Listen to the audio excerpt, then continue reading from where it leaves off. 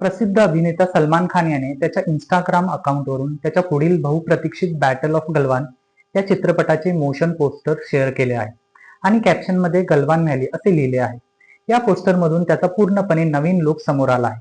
मोठ्या मिशा असलेला सलमानचा चेहरा या पोस्टरमध्ये रक्ताने माखलेला दिसत असून तो रागावलेला देखील आहे. त्याच्या मागील बाजूला बर्फाच्छादित पर्वत देखील दिसत आहे. 2020 मध्ये गलवान खोऱ्यात भारतीय चीनी सैन्यात जो संघर्ष झाला होता त्यावर आधारित हा चित्रपट आहे. विशेष म्हणजे हे युद्ध 15,000 फूट उंचीवर लढले गेले. या युद्धात कुठल्याही प्रकारे बंदुकीचा वापर केला गेला नाही, कारण या भागात शस्त्रांचा वापर करण्यास मनाई होती. यात सैनिक फक्त काट्या, दगड व हातांनी लढले होते. हा परिसर बऱ्याच काळापासून वादग्रस्त सीमावर्ती क्षेत्र मानला जात आहे. 15 जून रोजी झालेल्या चकमकीत दोन्ही देशांच्या सैनिकांना आपले प्राण गमावावे लागले होते. या चित्रपटाची निर्मिती सलमान खान फिल्म्स करणार असून याचे दिग्दर्शन अपूर्वा लाखिया करणार आहे. या चित्रपटात अनेक नवीन चेहऱ्यांना संधी देण्यात आल्याचे समजते.